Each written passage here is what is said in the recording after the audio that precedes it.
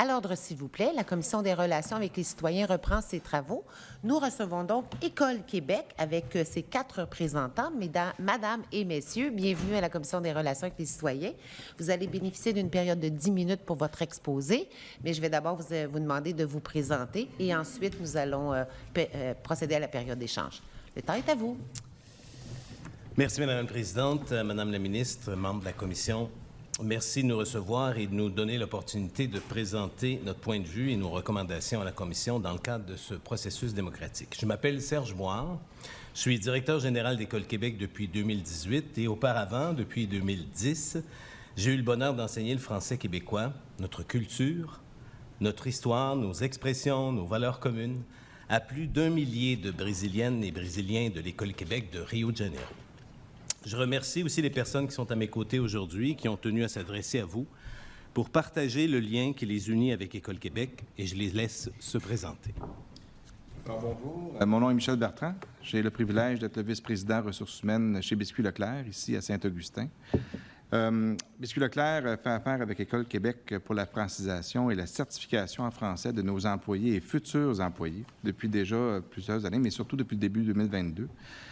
Ce que nous apprécions des services de l'École Québec, c'est la flexibilité du service qu'on a. On travaille avec un entrepreneur, on a des affinités, on a un service rapide qui est agile et nos employés sont en mesure d'apprendre le français vraiment rapidement, ce qui est vraiment un gros plus quand vient le temps de l'intégration sur nos planchers de production ou dans nos ateliers de maintenance ou dans nos différents bureaux. Le fait qu'ils puissent apprendre le français en même temps qu'ils apprennent notre culture, c'est fantastique. Quand on a un employé qui arrive et qui dit « Et où la meilleure poutine à Saint-Augustin? » c'est le fun à entendre. Un employé qui aurait suivi sa francisation à l'Alliance française probablement demanderait « Où est le meilleur jambon beurre à Saint-Augustin? » Puis personne ne comprendrait.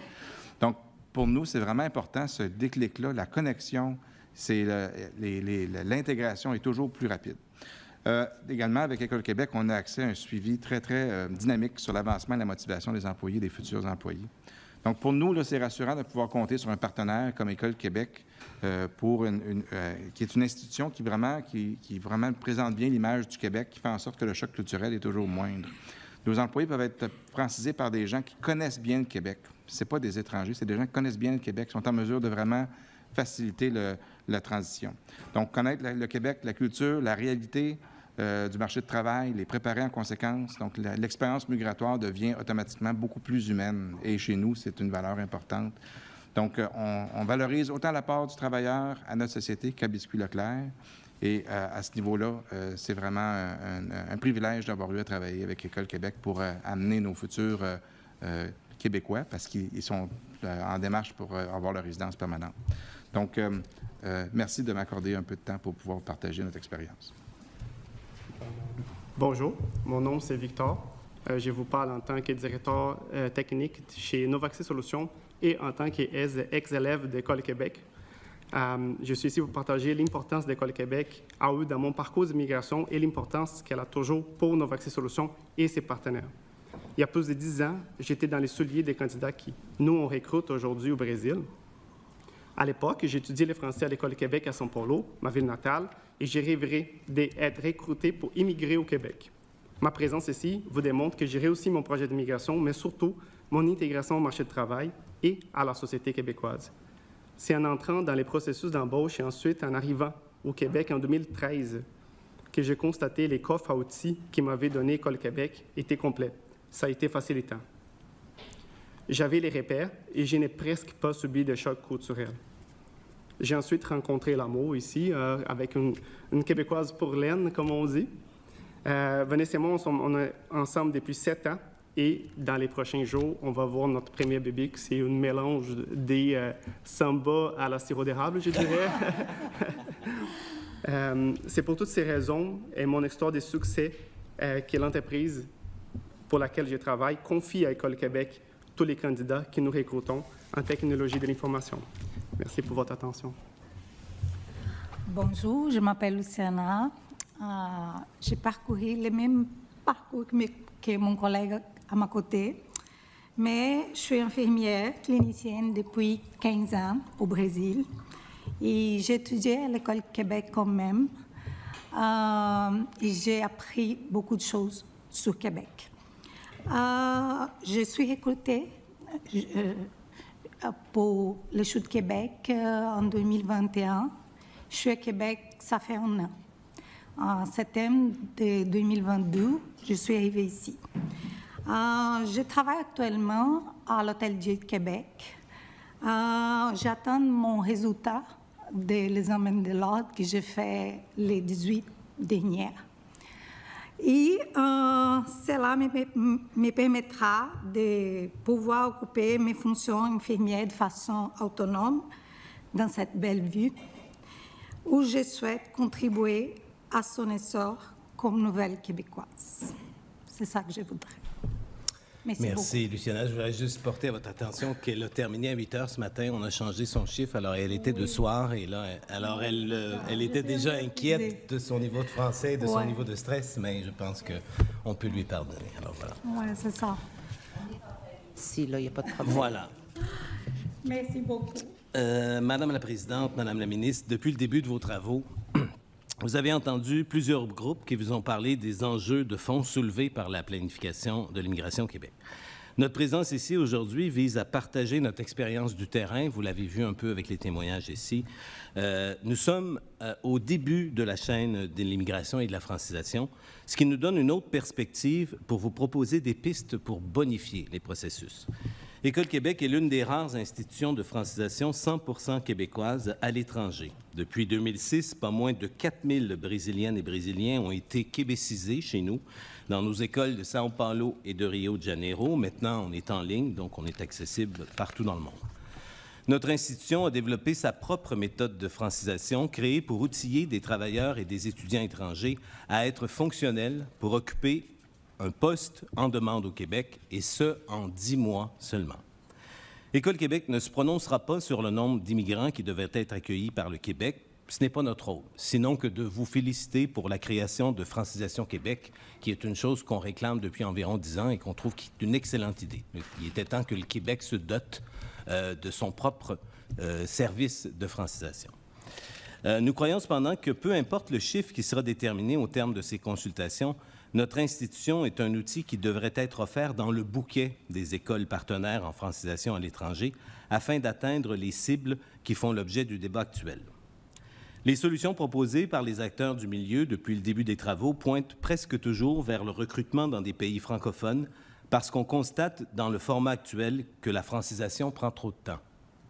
Or, il y a quelques jours, les médias signalaient que l'Organisation mondiale de la santé a lancé un cri d'alarme et met en garde les pays industrialisés contre les dommages qu'ils font subir à de nombreux pays d'Afrique en venant leur retirer des professionnels de la santé dans des secteurs en pénurie, qui sont déjà en pénurie dans leur propre pays.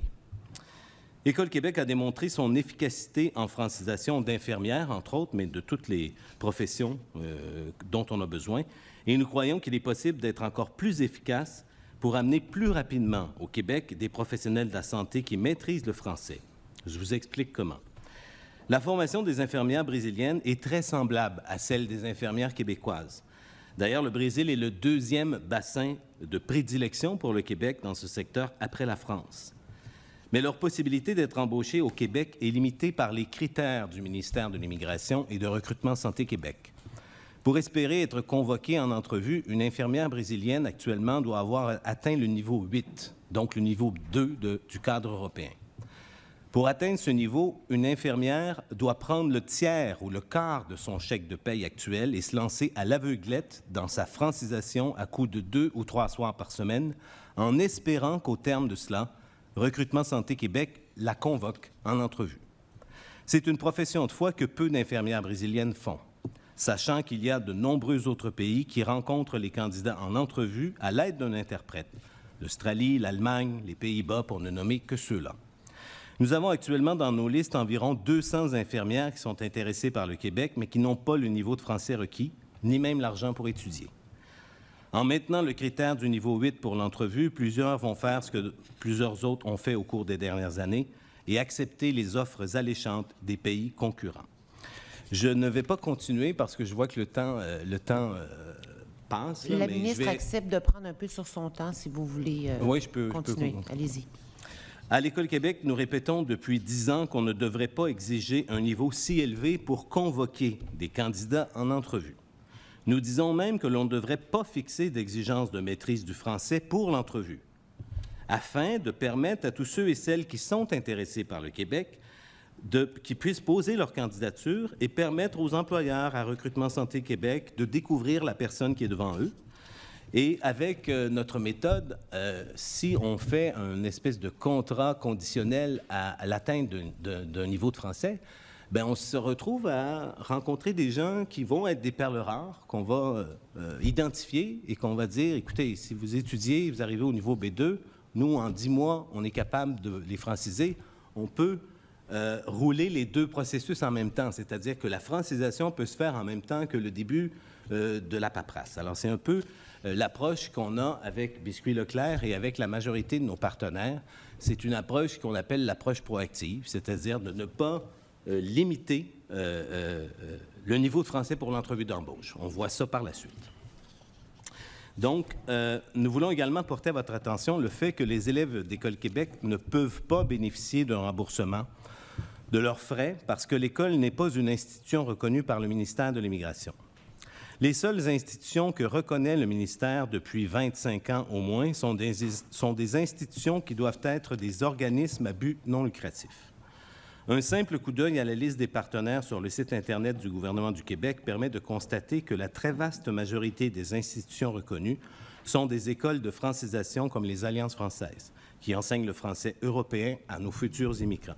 Aucune école québécoise.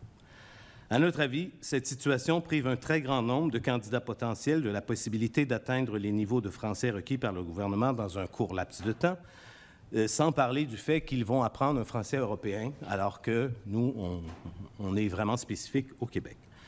Comme vous avez pu le voir dans notre mémoire, à École Québec, un élève peut atteindre le niveau 8 de l'échelle québécoise en 10 mois, alors qu'il faudra 2 ans et demi pour atteindre le même niveau à un élève inscrit à l'Alliance française de São Paulo, par exemple. Nous recommandons donc que le critère qui exige qu'une institution d'enseignement reconnue soit un OBNL soit retiré pour permettre à des institutions comme la nôtre de joindre le bouquet d'offres disponibles en francisation à l'étranger. En terminant, nous voulons porter votre attention sur un dernier point souligné dans notre mémoire, la traduction du site Web du ministère de l'Immigration en portugais et en espagnol. C'est un aspect qui vous semblera peut-être très terre-à-terre, mais notre expérience démontre que c'est un frein pour percer un marché de dizaines de millions de travailleurs potentiels qui pourraient avoir envie de poursuivre leur carrière au Québec en français. Chaque jour, nos employés au service à la clientèle reçoivent des appels de travailleurs qui ont vu nos campagnes publicitaires payantes de promotion. On fait la promotion du Québec à tous les mois de façon payante sur les réseaux sociaux. On s'est rendu compte que ça ne nous donnait rien de faire la promotion d'un cours de français quand la majorité des gens à l'extérieur des frontières du Québec ne savent pas que le Québec existe. Alors, il faut d'abord commencer par faire la promotion du Québec, des opportunités, de comment on est fantastique. Et une fois qu'on attire ces gens-là, ils viennent à nous, sauf qu'ils ne trouvent pas l'information en portugais ou en espagnol. Alors nous, le service à la clientèle de notre école se retrouve à avoir en moyenne entre 300 et 400 demandes par mois de gens qui veulent savoir comment ça fonctionne. Alors, on se retrouve à prendre les informations sur le site et à les traduire. Alors, en gros, ça conclut notre présentation pour le moment. Je vous remercie de votre attention. Merci beaucoup pour cette présentation. Alors, je me tourne rapidement du côté de la banquette ministérielle pour une période un petit peu moins de 13 minutes 9 secondes. La parole est à vous. Excellent. Merci beaucoup, Madame la Présidente. Bem-vindo à Assembleia Nacional do Québec. É prazer para mim. Il y a longtemps que j'ai eu des notions de portugais, mais je n'ai pas tout perdu. Vous les avez bien, oui. Je vous remercie d'être ici avec des témoins, en plus des gens qui ont traversé votre parcours, le parcours que vous offrez, ou encore des utilisateurs comme vous, M. Bertrand. Donc, un grand merci d'avoir rassemblé ces gens. Puis un grand merci pour vous être déplacé aussi au Québec, parce que vous auriez été un des premiers candidats pour la visioconférence, je dirais. Oui. Mais non, vous êtes ici, donc c'est grandement ça vous démontre apprécié. À quel point, on veut vous remercier pour l'invitation, mais ça vous démontre à quel point la question nous tient à cœur. Votre invitation nous a tenus à cœur au point où on voulait être ici présent pour en discuter. Bien, merci, c'est grandement apprécié. Je sais également que les équipes du ministère, du MIFI, en fait, sont en contact avec vous pour discuter d'un partenariat avec vous. Alors, je vois d'une manière positive là, les possibilités de collaboration avec École Québec, donc à suivre. J'ai hâte d'en entendre parler. Ma première question, en fait, porterait sur vos méthodes d'apprentissage, parce que vous nous indiquez là, dans le mémoire que quand vous comparez les niveaux atteints après 10 mois de cours par vos élèves versus ceux des élèves de l'Alliance française au Brésil, que c'est très différent. Donc, j'aimerais que vous nous parliez de votre méthode, en quoi est-ce qu'elle se distingue et qu'est-ce qui vous permet d'être plus rapide. Madame la ministre, en 2018, au moment où je me souviens très bien, M. Legault était en campagne électorale, j'étais ici au Québec et on était en rencontre avec des gens de la francisation du ministère de l'Immigration et on se rendait compte qu'il n'y avait pas de méthode d'enseignement du français québécois. Ça n'existait pas. Hein? Avant Parisis, là. Alors maintenant il y a Parisis et il y a notre méthode et on s'est rendu compte qu'on a tous les deux créé ça en même temps sans se parler. Mais nous, ce qu'on a fait, mon partenaire d'affaires est un Brésilien qui est une sommité en enseignement du français langue seconde. Alors, on a pris l'expérience de nos élèves depuis 2006 qui ont immigré au Québec et on a fait la liste des choses qui ont été difficiles pour eux au niveau de l'intégration. Qu'est-ce que vous aviez besoin d'avoir? J'ai pris mon parcours à moi de Québécois qui est arrivé au Brésil en 2010, ça fait 13 ans. Qu'est-ce que j'ai eu comme choc culturel? Et on a monté une méthode dont l'objectif était clair. On n'arrivera jamais, on a pris la grille de l'échelle québécoise, ce qui doit être inclus dans chacun des niveaux, mais il a fallu faire des choix. Parce que devant l'urgence de la crise de la main-d'œuvre, on s'est dit, il faut outiller des gens qui vont être en mesure d'aller occuper un poste ou étudier. Mais il va falloir faire des choix. Et c'est pour ça que chez nous, la méthode qu'on a mise, elle est spécifique à quelqu'un qui a besoin d'aller travailler ou étudier. Il y a des choses qu'ils n'apprendront pas, mais qu'on s'est dit, une fois qu'ils sont dans une situation d'immersion, ça se règle assez rapidement. Et c'est pour ça qu'on a une différence entre les choses. C'est qu'à un moment donné, il faut faire des choix. Ça, on le laisse de côté parce qu'on a une urgence de franciser quelqu'un parce qu'il faut qu'il soit au Québec hier. C'est un peu ça. D'accord. Bon, côté francisation, là, nous, on essaye d'adapter notre offre. Francisation Québec, ça va être notre bateau amiral pour toutes les mesures d'apprentissage du français en lien avec le gouvernement et nos partenaires. Comme vous savez, là, on a des missions de recrutement internationales et pour nous, tous les pays à la fois francophones et francotropes, donc dont l'Amérique latine, sont d'une grande importance pour la suite des choses, pour faire en sorte de bien faire connaître le français aussi au sein du bassin des personnes immigrantes. Là, vous, dans l'orientation 1, vous suggérez en fait qu'il y a des bourses qui soient offertes, octroyées, des bourses de 25, 50 ou 75 % pour que les personnes aient davantage de la capacité financière. J'aimerais que vous me parliez un peu de la mécanique là, que vous verriez à établir autour de ces bourses-là. Comment est-ce que ça s'appliquerait? À quel moment est-ce qu'elles seraient octroyées? Comment fonctionnerait la mécanique de remboursement? Est-ce que ce serait au début ou à la fin? Et de quelle manière on pourrait s'assurer que ça remplisse l'objectif souhaité?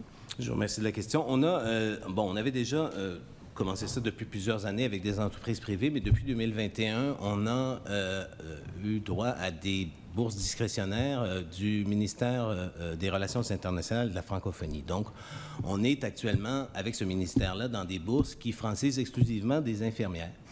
Et ce qu'on s'est rendu compte au cours des 15 dernières années, c'est qu'il ne faut absolument pas donner une bourse de 100 %. Il faut que chaque candidat sente un peu le poids dans sa poche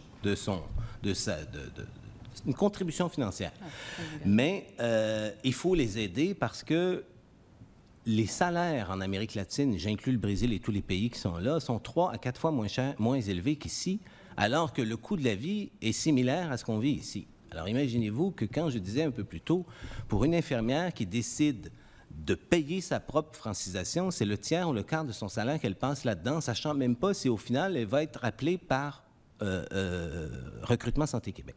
Alors, ce que nous, on propose, c'est abaissons les exigences de l'entrevue d'embauche. Ouvrons la porte à tous les talents qui sont disponibles avec un interprète qu'on fournit chaque fois. Allons identifier qui nous intéresse. Et quand cette personne-là est intéressante, c'est là qu'on lui fait une offre de bourse en fonction de ses capacités. C'est pour ça qu'on dit 25, 50, 75, 85, mais aidons-la au moment où... Et qu'est-ce qu'on fait en faisant ça? On lui tatoue la fleur de lys sur la joue, là. Un peu. Parce que elle va voir que c'est vrai. C'est vrai que le Québec a un intérêt pour moi. Et il a un intérêt au point où il va participer financièrement dans ma participation. Et nous, à l'école, on voit l'intérêt de cette personne-là, le sérieux qu'elle met dans sa francisation change complètement. C'est un peu ça l'idée. Merci. Dernier sujet pour ma part là, que je voudrais aborder, c'est la régionalisation. Vous savez qu'on a la volonté d'accroître l'immigration primaire en région, faire en sorte que les gens d'entrée de jeu aillent s'établir en région. Dans quelle mesure est-ce que vous contribuez à ça ou vous êtes en mesure de le faire, de contribuer à mieux faire connaître les opportunités qui s'offrent en région, la diversité aussi et la qualité de vie qu'on y retrouve? On le fait déjà. J'aurais dû apporter quelques copies du livre pour que vous voyez comment on a québécisé tout ça. Je veux dire, toutes les régions sont présentes. On leur apprend c'est quoi un 3,5, comment louer un 3,5. Nos salles de classe dans chacune de nos écoles s'appellent le Saguenay, Montréal, Québec, Trois-Rivières.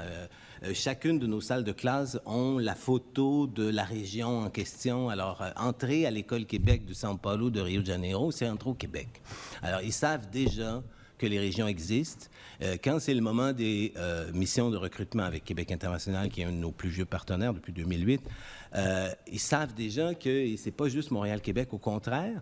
Et je vous dirais que ceux qui veulent aller étudier ont déjà bien compris qu'il fallait sortir des grands centres. On leur explique qu'il faut sortir des grands centres. Il faut aller en région. On a un élève actuellement qui est à Saguenay, qui a réussi toutes les bourses. Il a réussi à obtenir toutes les bourses de mérite et tout ça. Il étudie en soudure et c'est un technicien naval. Alors, on a plusieurs élèves qui sont déjà un peu partout étendus au Québec et ça fait partie de toute façon de notre méthodologie d'enseignement. Ils sont très conscients des régions du Québec. Et vous gardez ce réseau actif.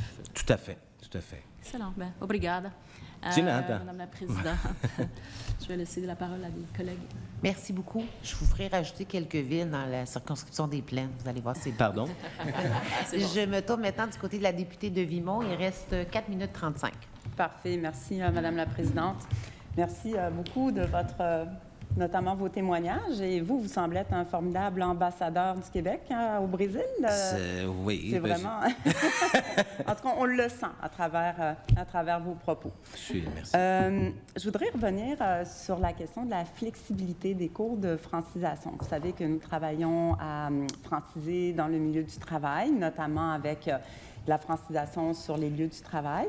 On développe aussi un axe famille, c'est-à-dire de franciser les tout-petits et par extension, les parents. Donc, c'est une façon aussi d'amener les gens à se franciser par le biais parfois des enfants. Puis on sait que les enfants, bien, c'est des formidables éponges aussi d'apprentissage.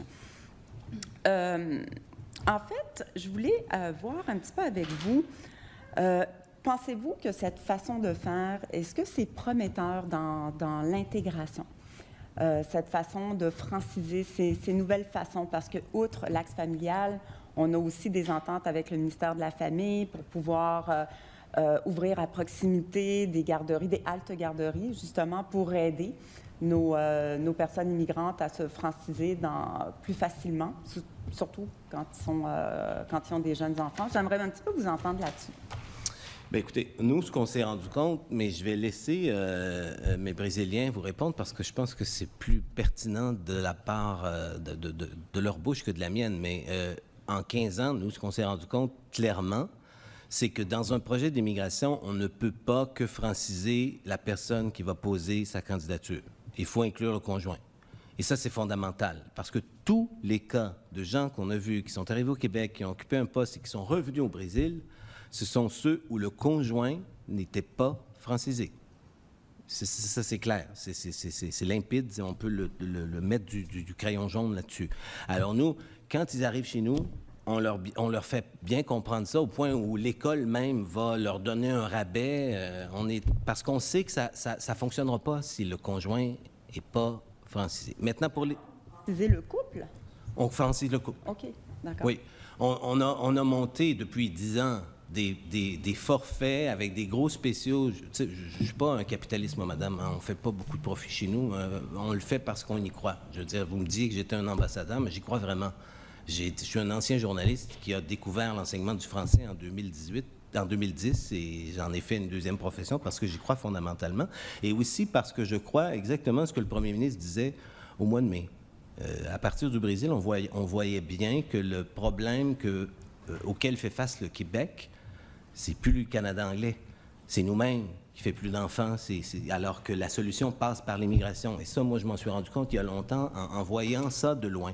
Alors, ça explique la motivation, mais en même temps, pour revenir à votre question, pour ce qui est des enfants, je pense que c'est sûrement un plus, mais je ne sais pas si... Bon, je vais parler pour mon expérience. Je pense que les couples venir franciser, ça aide énormément. Avec mes expériences, les mondes qui, comme Serge a bien dit, qui n'a pas fonctionné, les projets de migration, c'est à cause que le conjoint ou les conjoints n'a pas été francisé.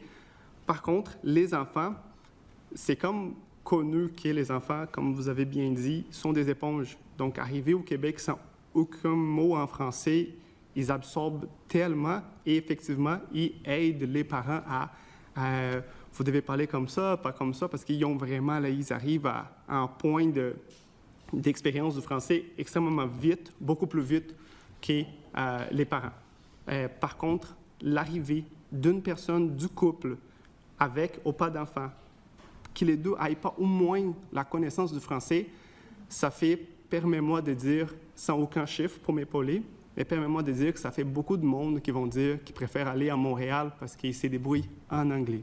Je suis vraiment désolé, mais je pense qu'aller en région, il faut se dire que les couples doivent savoir c'est quoi. Au contraire, l'intégration est difficile. J'ai vécu moi-même une immigration où moi, j'étais plus francisé que ma conjointe. Son parcours d'immigration n'était pas le même. On vient du même foyer. Et je me demande, à ces moments-là, comment qu'on peut aller en région. C'est dans cette optique que j'ai dit que j'ai eu la chance, dans mon expérience, de passer par l'École Québec. Quand je suis arrivé à Québec, j'avais beaucoup plus de nuances québécoises pour que mon intégration soit beaucoup plus simple. Je dois vous arrêter. Malheureusement, je vous arrête. Je vous laisse comme un petit peu continuer, mais on va poursuivre la discussion. Je me tourne du côté de l'opposition officielle. 12 minutes, 23 secondes. La parole est à vous, Monsieur le député. Merci, Madame la Présidente. Merci pour votre présence. Merci à vous, avocate, surtout pour vous, faire le voyage. J'ai lu votre lettre et rassurez-moi que, en fait, votre demande, c'est que vous voulez devenir partenaire du MEFI. Bien, en fait, on demande au gouvernement de revoir ce critère-là. Bien sûr qu'on veut devenir partenaire, parce que, oui, ça, vous êtes une institution privée. Tout à fait. Privée. Donc, oui. une compagnie incorporée. Limitée. Limitée, oui. OK, limitée. Avec des actionnaires ou partenaires. Vous avez deux actionnaires, associés. Moi et un Brésilien. Deux associés. Oui.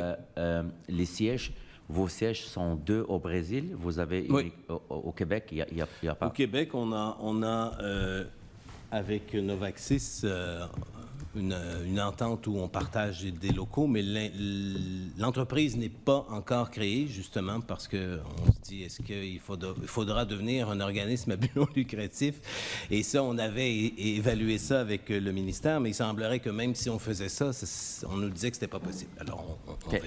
Voilà. Non, parce que je veux juste comprendre un peu la formule que vous faites. Donc, une entreprise incorporée au Brésil et au Québec, il n'y a pas de structure.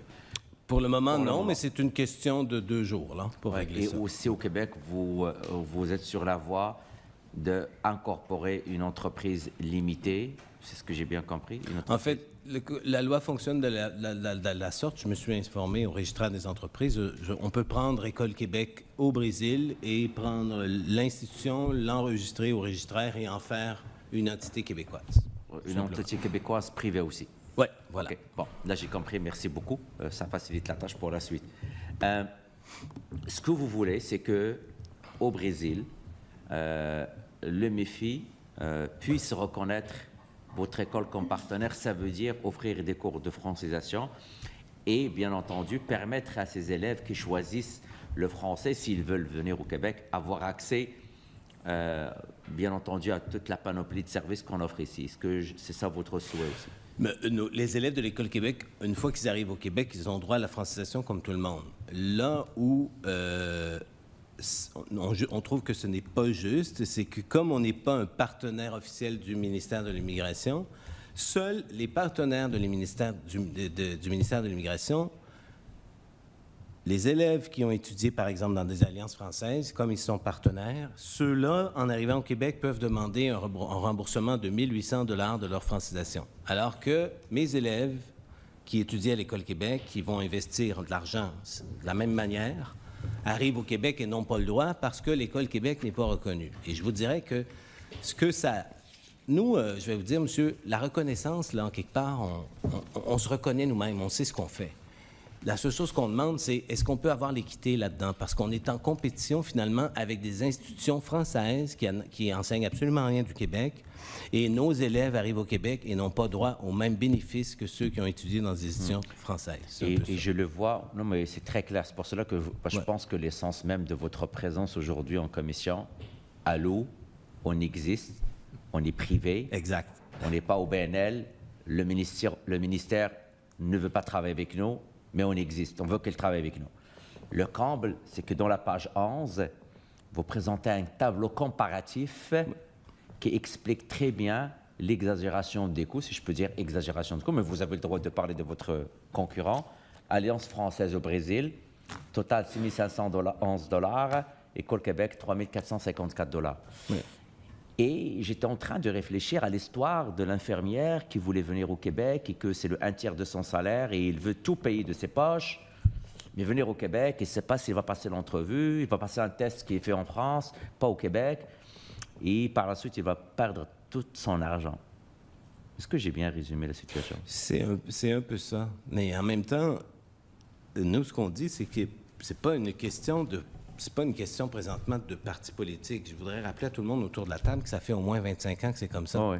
Peu importe les partis qui se sont succédés. Alors, c'est pas... Nous, on a commencé en 2008 à des discussions avec le ministère de l'Immigration et on s'est fait toujours répéter la même chose. Écoutez, on est des fonctionnaires, il y a un critère, puis nous, on doit le respecter. Alors, nous, notre présence ici aujourd'hui, c'est vous mettre au fait de ce qui se passe et à vous maintenant de voir si tout ça fait du sens. À notre avis, ça ne fait pas de sens. Ouais. Mais je tiens juste à préciser que les questions, ce n'est pas pour parti ou pas parti politique. Les questions, c'est pour comprendre non, bien sûr, mais je pense que ça... C'est vous qui mentionnez le parti. Ouais. Moi, je mentionne un fait. Le fait, il est le suivant, c'est qu'il y a francisation au Québec. Oui. Tout le monde a misé sur francisation au Québec. C'est une plateforme que vous-même, vous saluez. Oui, tout à fait. Oui, il est ouverte à tout le monde. Oui. Ouais. J'aimerais bien vous entendre sur les pays francotropes. Vous avez suivi le débat. Pour un ancien journaliste, je pense que c'est quelque chose que vous suivez de près. Oui. Qu'en dites-vous quand on dit qu'on va juste cibler les pays francophones, la portion qu'on doit prendre par rapport aux pays francotropes, aux francophiles? Comment vous vous situez dans ce débat? Bien, merci pour la question parce que ça fait l'objet de ce que je disais un peu plus tôt. C'est que, comme peut-être on ne savait pas qu'on existait, je vais oser dire ça, puis qu'on a développé cette méthode-là où on appelle ça du recrutement proactif, hein, ce que j'expliquais un peu tout à l'heure. Si on abaisse nos critères au niveau des exigences du français pour l'entrevue d'embauche, je ne crois pas qu'il faut s'en aller uniquement dans les pays francophones, parce que si on met 10 mois à franciser quelqu'un, c'est le même temps que ça prend environ pour la paperasse et tout le processus. Alors, c'est plus un problème.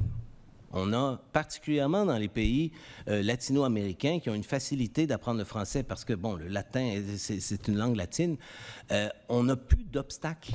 Et ça nous permet d'avoir accès à tous les candidats qui sont excellents. Présentement, depuis des années, la façon dont on fonctionne, c'est qu'on va accepter en entrevue seulement ceux qui ont appris le français. C'est pas tous les talents du monde, ça. On se prive du 95% des meilleurs talents à cause des exigences au niveau de l'entrevue d'embauche.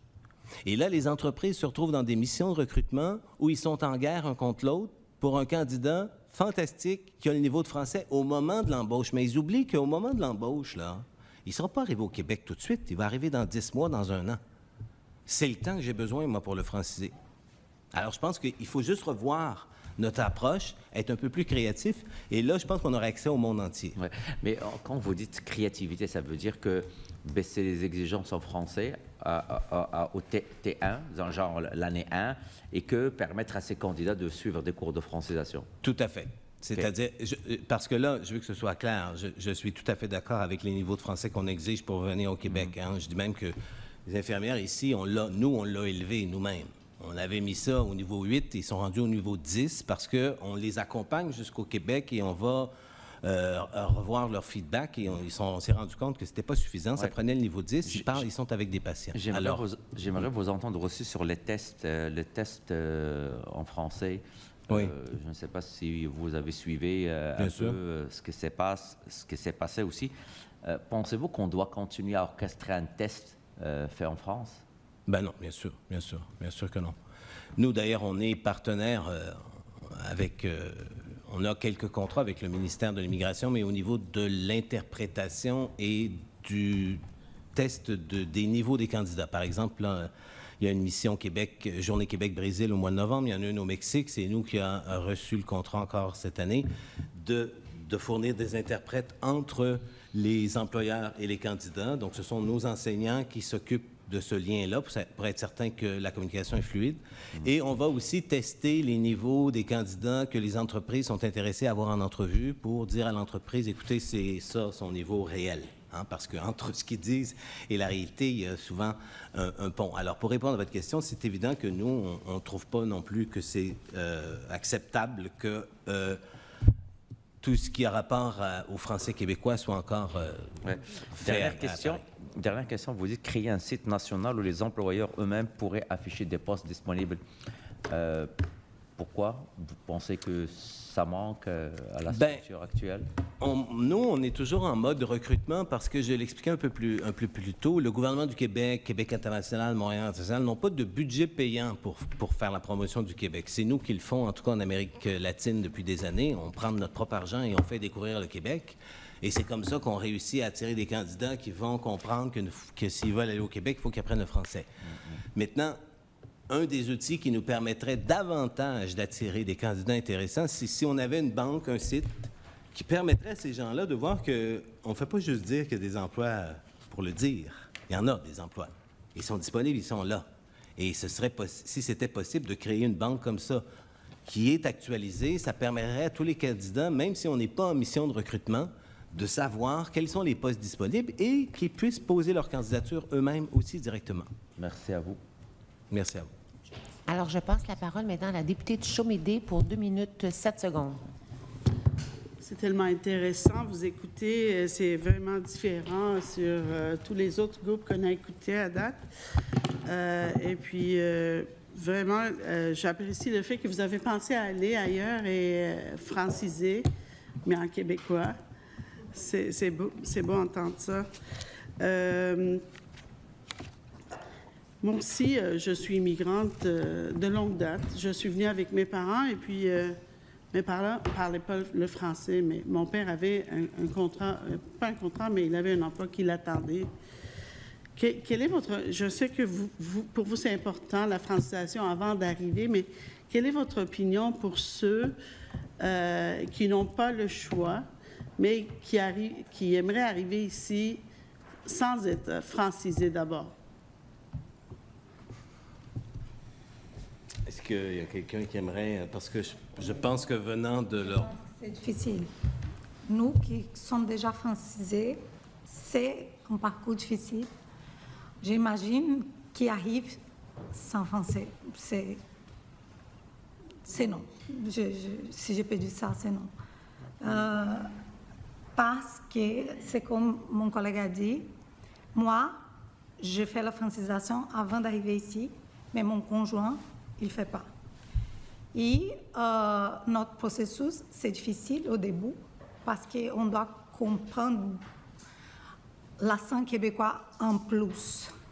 Et on a toute la responsabilité de parler pour notre conjoint, de faire des choses, de lui intégrer. Je parle pour mon conjoint. Et c'est une responsabilité énorme. Ça crée des tensions aussi. Oui, moi, il m'intégrer aussi au milieu de travail, c'est difficile quand même. Juste pour, si je peux prendre la parole, Oui, mais si oui, vous me bien sûr. permettez. Vas-y. Bon, Est parti à l'opposition est terminé, mais il reste quand même une dernière portion d'échange avec le député de Saint-Henri-Sainte-Anne. 4 minutes, 8 secondes. Le temps est à vous.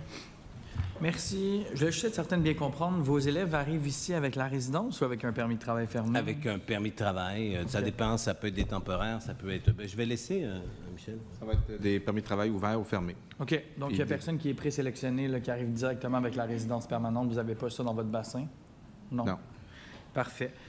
Vous parlez donc que vous vous destinez à un niveau de français là, aux examens, mais avec l'examen français, là, vous n'avez pas le choix. Donc, votre cursus doit nécessairement être influencé en vertu du test. Vous n'avez comme pas le choix de les préparer à cet examen-là? Oui, on le fait au moment. On ne prend pas ça en compte dans notre matériel, mais on a des sessions préparatoires au test où là, on les remplit d'audio de la France. OK.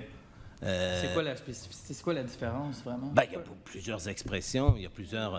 et je pense que c'est un fait connu que c'est pas facile, même pour un Québécois, de passer ce test-là. Alors, on essaie de faire tout ce qu'on peut pour les franciser, les européaniser au moment du test. Mais c'est, bon, hein, on s'entend, c'est quand même une incongruité qui devrait être réglée. Parce qu'on l'a dit, bon, ça fait longtemps que c'est ça. Bon, je pense que ça se travaille, mais c'est difficile quand même à comprendre à quel point cette langue-là, ou en tout cas, vous l'avez dit, là, vous québécisez, là, oui. À quel point c'est différent, puis à quel point, finalement, on pousse des gens vers une francisation qui n'est pas du tout adaptée à notre réalité québécoise. Je veux dire, vous qui l'enseignez sur le terrain, puis on n'a pas beaucoup de temps, tu sais, mais j'aimerais ça vraiment que vous nous le fassiez sentir ou comprendre cette différence-là, à quel point c'est vraiment le jour et la nuit? Bien, ce l'est, et je veux dire, on en parlait en déjeunant ce matin, et elle me dit, écoute, je suis arrivé à Montréal, je comprenais tout parce que j'ai étudié à l'École Québec, puis là, je suis arrivé à Québec, je ne comprenais plus rien.